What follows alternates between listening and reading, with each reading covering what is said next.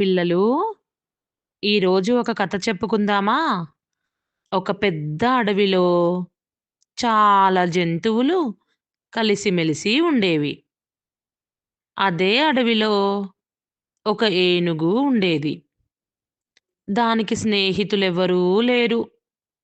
అది ఎప్పుడూ ఒంటరిగా అటూ, ఇటూ తిరుగుతూ ఉండేది.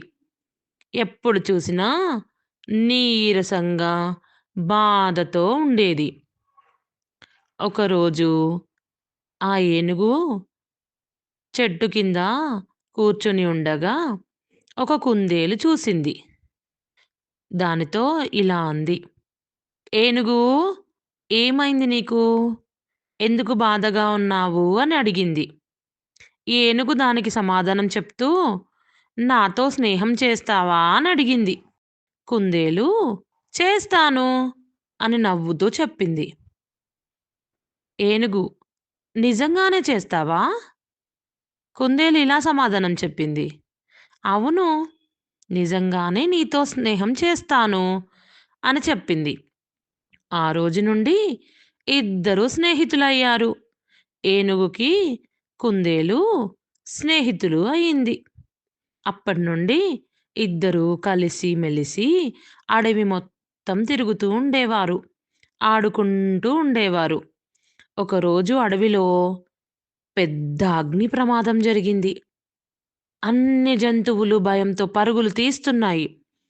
జంతువులన్నీ ఇలా మాట్లాడుకుంటున్నాయి.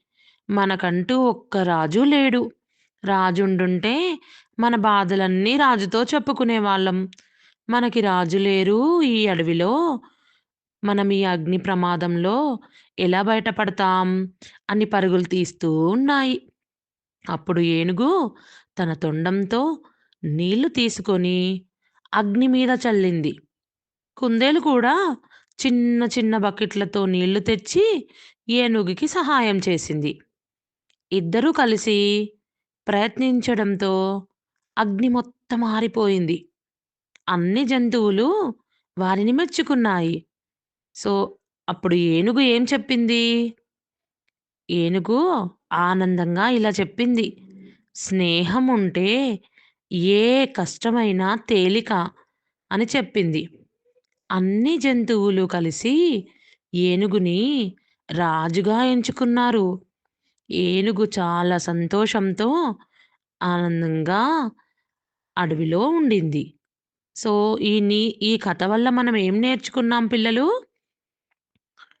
స్నేహం మరియు కలిసి పనిచేయడం చాలా ముఖ్యం.